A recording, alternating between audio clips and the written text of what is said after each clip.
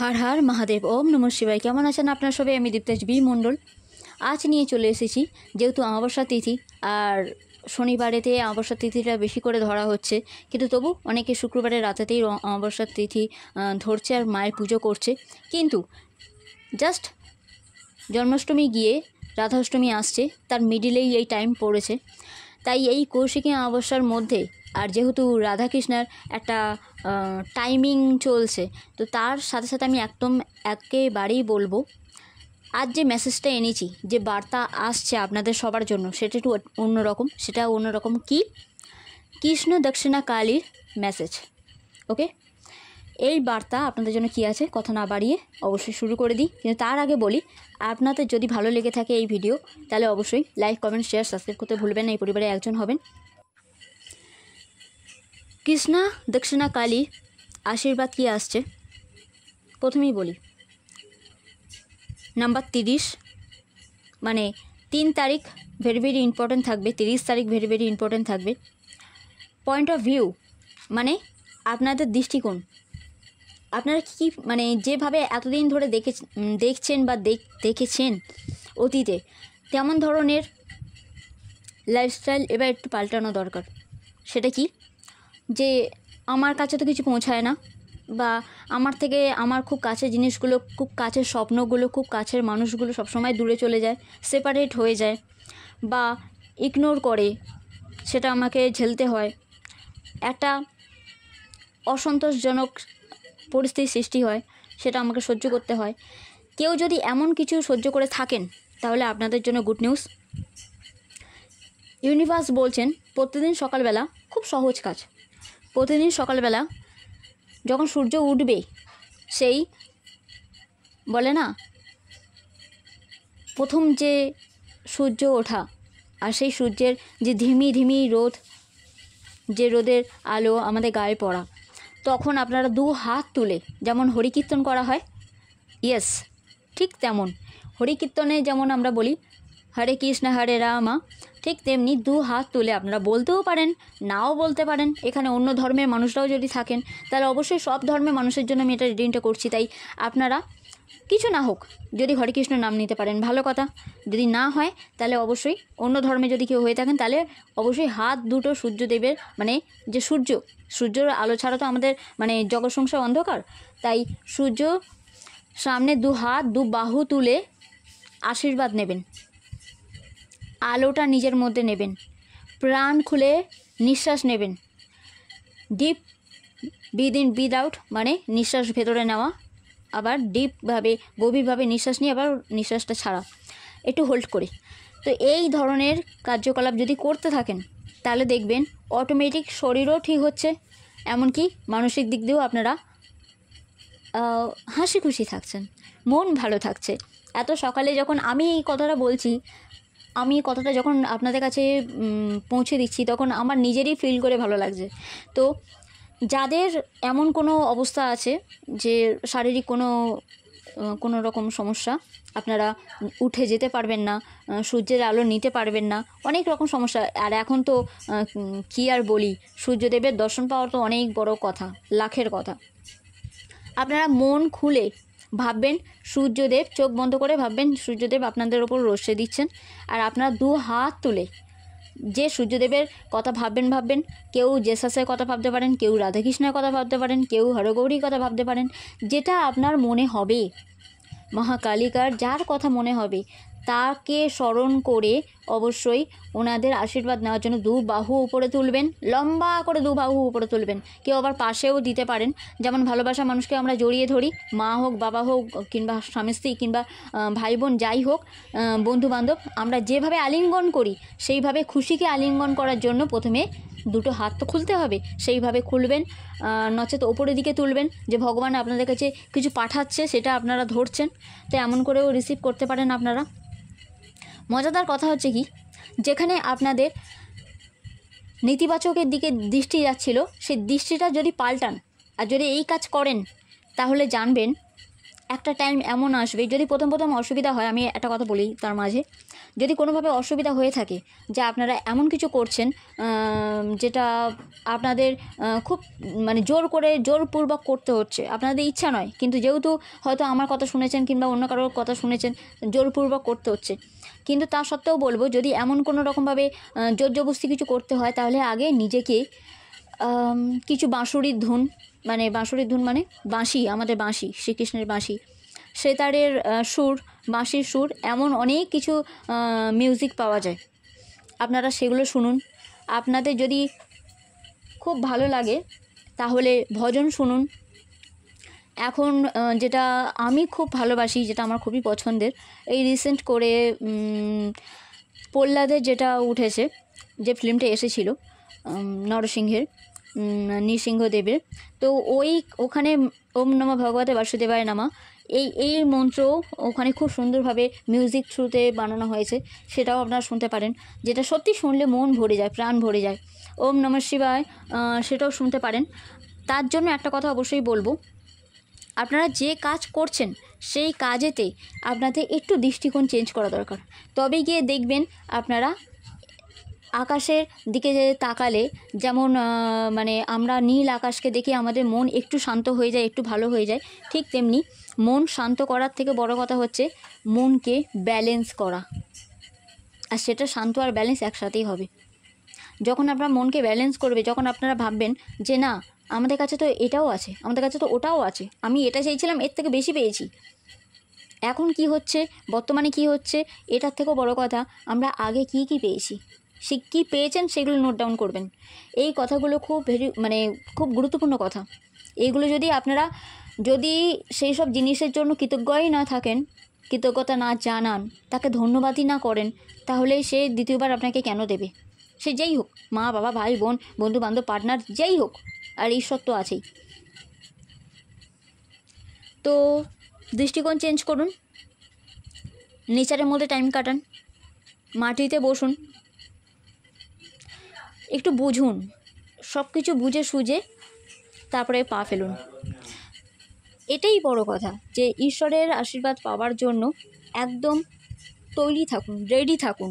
আর এই যে গাইডেন্সটা আপনারা পেলেন, এটা শুধু শুনে বসে থাকবেন না, এটাকে অ্যাপ্লাই করুন নিজেদের লাইফে, তাহলে দেখবেন নিজেদেরকে বুঝতে সুবিধা হচ্ছে, সামনে জন আপনাদের বুঝতেও পারবে, আর আপনারা যে কাজ করবেন সেখানে কনফিউজ থাকবেন না, সেখানে একটা ক্ল্যারিটি থাকবে, আর বুঝবেন যে আমার কোন কাজটা করলে সুবিধা হবে বা কোনভাবে কোথায় পাটা ফেলবো আমরা। কারণ এই কথাগুলো এতক্ষণ আমি কেন বলছিলাম, একটাই কারণ আপনাদের জীবনেতে, আপনাদের লাইফেতে বড় কোনো পরিবর্তন আসছে, বিশেষ করে কেরিয়ারের দিক দিয়ে, প্রফেশনালের দিক দিয়ে, আমি পার্সোনাল কথাটা একদম এই মুহূর্তে বলছি না, কিন্তু প্রফেশনালের দিক দিয়ে একটা বড় পরিবর্তন আসছে, যে পরিবর্তনকে আপনারা যদি আলিঙ্গন করতে যান, তাহলে কিন্তু এই পরিবর্তন আনা খুব দরকার। নিজেদের ভেতরে এই দৃষ্টিকোণ চেঞ্জ করা খুব দরকার, কারণ গীতায় বলা আছে, যেমন দৃষ্টি তেমনই সৃষ্টি, আকর্ষণের নিয়মই তো তেমন, তাই না? যে আমরা যেমন হব তেমনই আমরা আকর্ষণ করব। তাই আপনারা যদি সফলতাকে আকর্ষণ করতে চান, তাহলে তো সেইভাবে নিজেকে আগে প্রিপেয়ার করে তৈরি করতে হবে, রাইট?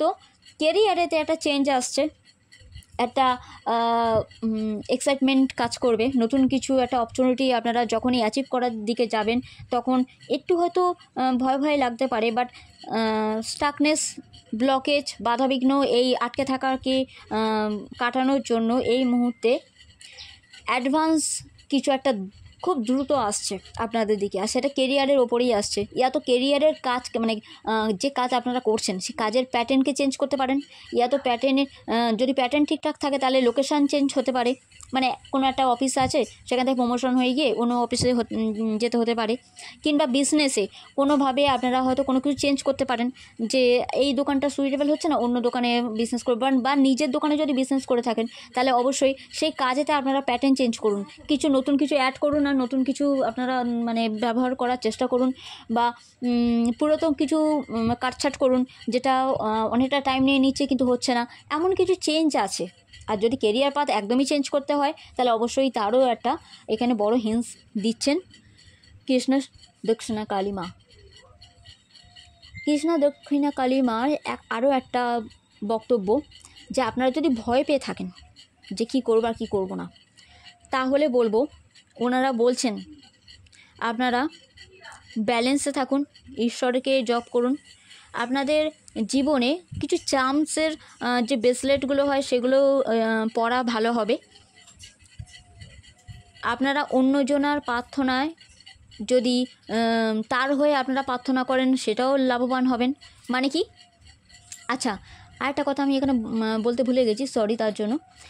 কেরিয়ার যে চেঞ্জ, এটা কিন্তু 1 তারিখ হতে পারে, 7 তারিখ হতে পারে, 18 তারিখ হতে পারে, 17 তারিখ হতে পারে।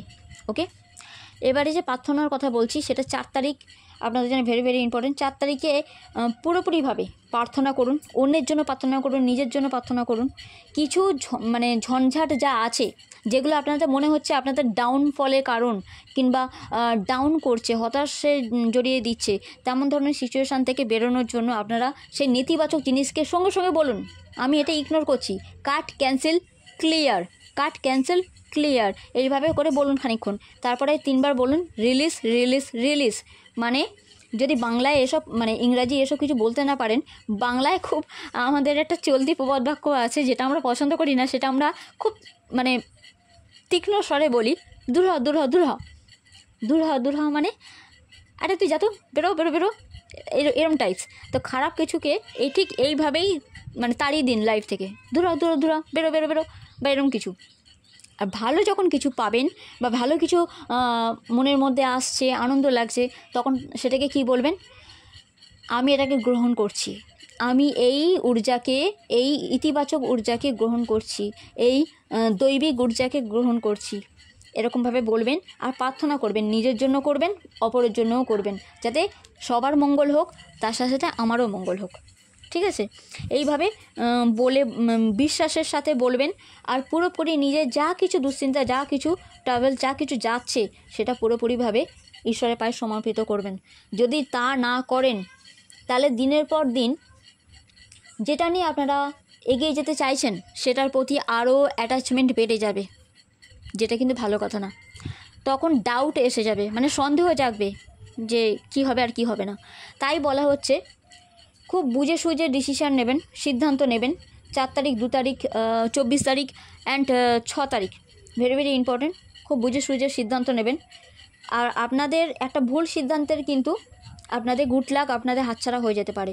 তাই খুব বেশি করে দরকার এই সিদ্ধান্ত যখন নেবেন, তখন সেটা প্রার্থনা মানে রূপে ঈশ্বরের পায়ে সঁপে দেবেন। তাহলে দেখবেন, ওই আগেই বললাম আমি, ক্ল্যারিটি আসবে, আর অ্যাকুরেট সিদ্ধান্ত নিতে পারবেন, ব্রিলিয়ান্ট সিদ্ধান্ত নিতে পারবেন, সব কিছু সামলাতে পারবেন, যেটা সত্যি সত্যি ভ্যালিড হবে। ওকে, আচ্ছা এবারে বলি 20, 2 এই ডেটগুলো ভেরি ভেরি ইম্পর্টেন্ট এই কাজের জন্য। সেটা কি, ডোন্ট কম্প্রোমাইজ, একদম কম্প্রোমাইজ করবেন না। ভালোবাসার ক্ষেত্রে এটা বিশেষ করে মেসেজটা এসেছে। এবার লাভ লাইফ নিয়ে বলছি আমি, বা যে কোনো ক্ষেত্রে, যে কোনো সম্পর্কে একদম কম্প্রোমাইজ করার কোনো দরকার নেই।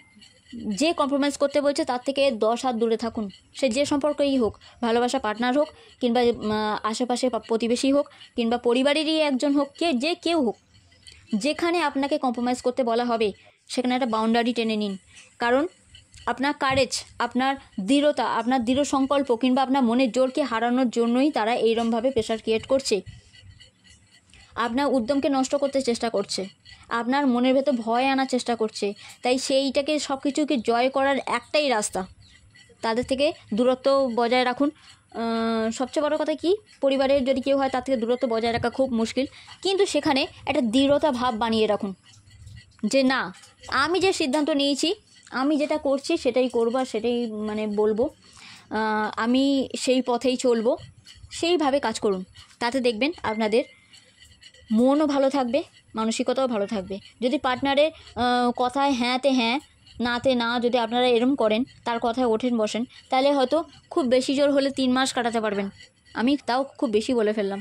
তারপরে কিন্তু এই সম্পর্ক ভাঙন ধরবেই ধরবে। তাই যে সম্পর্কে কম্প্রোমাইজ করতে হচ্ছে সেই সম্পর্ক আপনার জন্য সঠিক না, এইটুকু জেনে রাখুন। তার মানে আপনাকে আপনার পার্টনার বুঝছে না। কোনোভাবে টক্সিক সম্পর্কের মধ্যে জড়িয়ে থাকার থেকে নিজের প্রতি ভালোবাসা আর নিজের জন্য স্ট্যান্ড নেওয়া খুব দরকার। তার জন্যই ভগবান বলছেন কম্প্রোমাইজ একদম নন। একদম নয়, কম্প্রোমাইজ একদম করার কোনো দরকারই নেই। আপনি ব্রিলিয়ান্ট সিদ্ধান্ত নিতে পারেন বাউন্ডারি ক্রিয়েট করে আর নিজের মনের জোর বাড়িয়ে। তা না হলে একটা টাইম এমন আসবে এখানে 131 আর 3 equal to 3 plus 1 equal to 4। 4 নম্বরও ভেরি ভেরি ইম্পর্টেন্ট। এই ডেটগুলোতে আপনারা দেখতে পাবেন যে কোনোভাবে রিয়েলিটি চেক আপনাদের দেখাচ্ছে, যেটা যদি এতক্ষণ বলা যে রিডিংগুলো সেটার মধ্যে যদি আপনারা রিলেট করতে পারেন, তাহলে রিলেট করলে আপনারা বুঝতে পারবেন যে এগুলো আপনাদের জন্যই করতে বলা হচ্ছে। কৃষ্ণ দক্ষিণা কালী, এটাই ওনাদের বক্তব্য, আদেশ যে আপনারা এই পথে চলুন, দেখবেন অনেক তাড়াতাড়ি নিজেদের লক্ষ্যে পৌঁছে যাবেন। সে ভালোবাসার ক্ষেত্রে হোক কিংবা কেরিয়ার, পার্সোনাল হোক কিংবা প্রফেশনাল। ওকে, এই লাইফটাকে ব্যালেন্স করা খুব দরকারি দুটোর মধ্যে। রিয়েলিটি চেক আরেকটা জিনিসও বোঝায়, যা কাজ আপনি করেছেন খুব সততার সাথে, যা কাজ করেছেন, যেখানে মনের জোর 100% দিয়েছেন, যেখানে সবটা উজাড় করে কাজ করেছেন, সে তার মধ্যে এবারে ক্ল্যারিটি আসবে,